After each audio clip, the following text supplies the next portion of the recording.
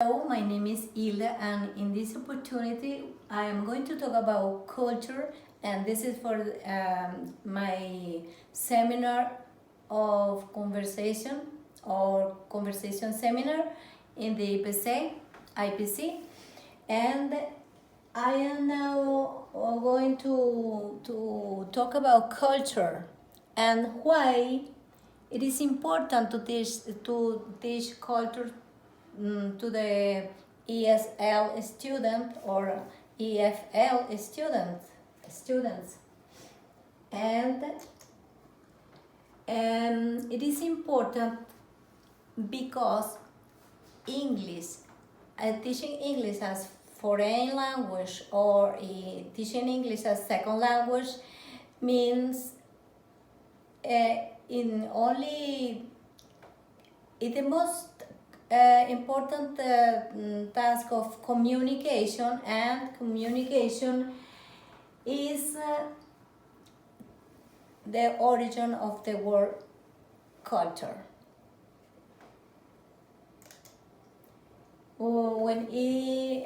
As we can see here, when a new language is learned, it is important to understand about the habits, beliefs, traditions including the laws of the countries, and these aspects are characteristic of the word culture.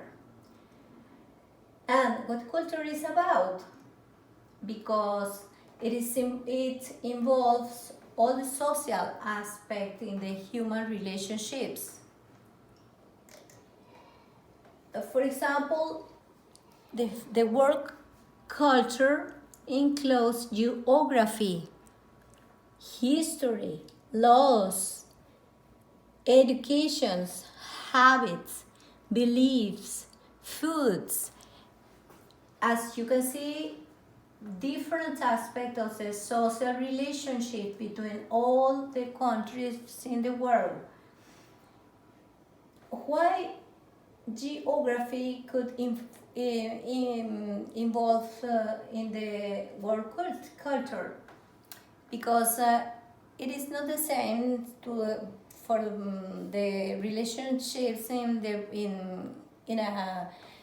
the countryside, for example, people who are working the grounds and taking care of the animals or something like that people who live in the town.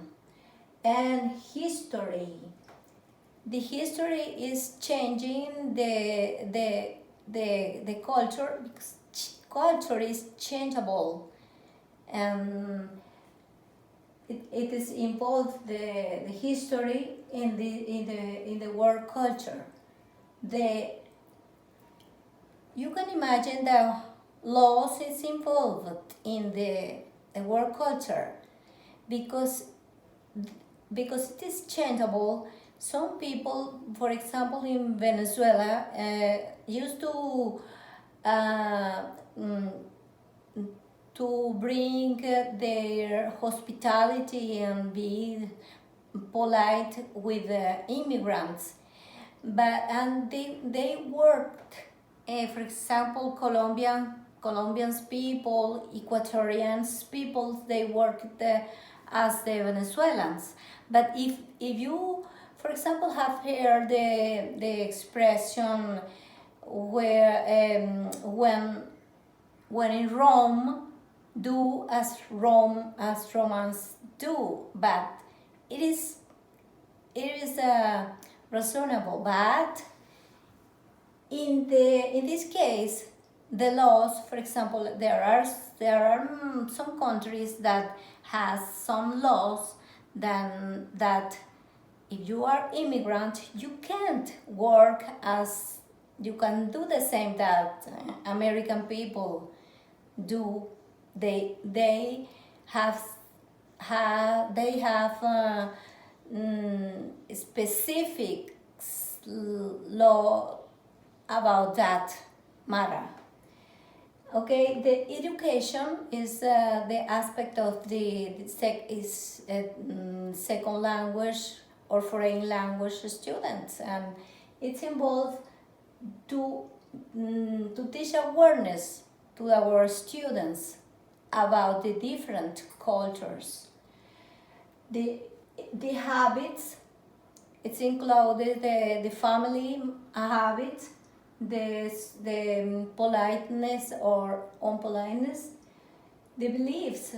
It could be included the religion and food.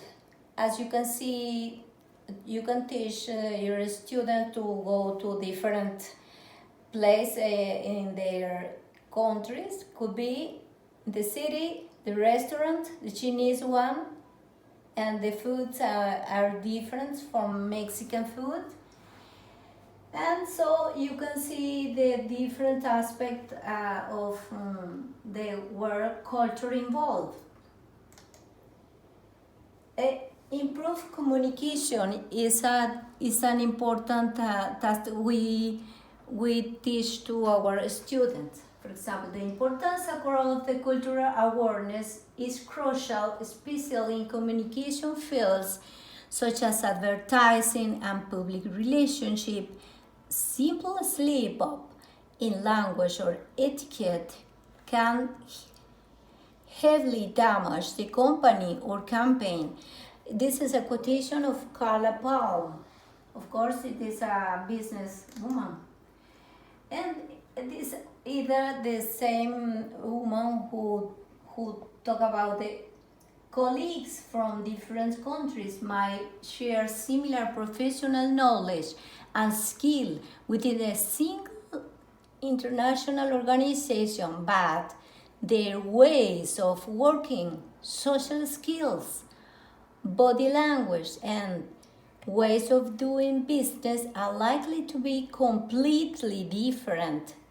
To what extent it is important to teach culture in EFL, ESL? It is again Calapalm who talk about that. And students, they don't could be in the future. It could be a businessman, and it could be extremely necessary to learn the the the politeness and all the aspect on the other language or the other country they are going to be. How to teach culture? For example, in Venezuela, I have here could be a school project. This project aims to meet other cultures and compare them with our Venezuelan culture, our custom and traditions. It will be done during the first 15 days on December, since it will be more pertinent to study both celebration in parallel. For example, we can study in Venezuelan the Christmas.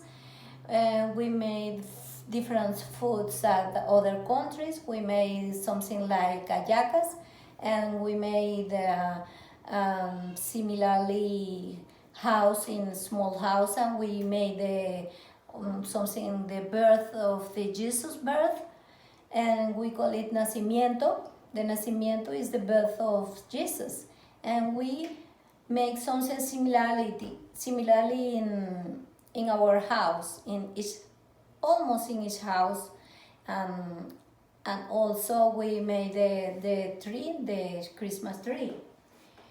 And you can ask a student to search about the Christmas in all around the world. Here I have some quotation of Susan Werner. Culture permeates every aspect of our beings. This is the top 10 ways to teach culture. She said, food in the first place, because this is so important in all the cultures around the world. Holidays. You can ask if you have a student from different countries, from different cultures. You can ask some of them to talk about their culture and their food, the holidays. And the holidays, you can ask also to your students. For example, Colombians people have different celebrations, and Venezuelan have different celebration around the year, along the year. And clothing, you can say, for example, that people from Venezuela and how what they are wearing in December, maybe, and in the time. Excuse me. The time. It's about how the people waste their time, and for example, in different moments of the day. The music, all the music of it's different from all from different country. Money, you can ask your student which is the figure they have in the coins, and why, and what is the meaning of this person is over there. The traditional stories, they are some tales. There are some tales in traditional. Religion could be different in different countries also. History, we have talked about that. And the family, we have some different values from different values from different families in the world. And now, in the second part of this presentation, I'm going to talk something about speaking. Speaking is one of the most used skills to be learned. It is more important for the second language or for a foreign language, as the pronunciation is different and as the way you write. It is a little bit difficult to learn for a student. I need more practice in this skill. And every communication, it's about speaks. It is about communication, and in every communication involves at least one sender, a message, and one receiver. There are various ways of conveying a message, but according to the structural school of linguistics, the simplest and most common manifestation of the language has been speech. And because this speech is involve illiteracy person who don't know how to write and how to read. Our emotion, communication is the exchange between the speaker and the brain and the listener brain. Our emotion, education, social or political situation. And the communication, as the Oxford English Dictionary, the imparting or exchanging information by speaking, writing, or using some other medium, the successful conveying or sharing ideas or feeling. Spoken or verbal communication, which include face-to-face, telephone, radio, or television, and other media, is the most used way to communicate. Illiteracy persons are also involved in the system. And for example, here I have some piece of advice to improve conversation. You can ask your student, what do you think about that or about this in some conversation, particular conversation? If you're not getting much response, try something like, but perhaps you don't follow correct subject. What are you interested in? It's a question for your student. What are you interested in? Be friendly and be polite is the key to maintain a good communication. Build rapport or non-verbal communication. Be nice.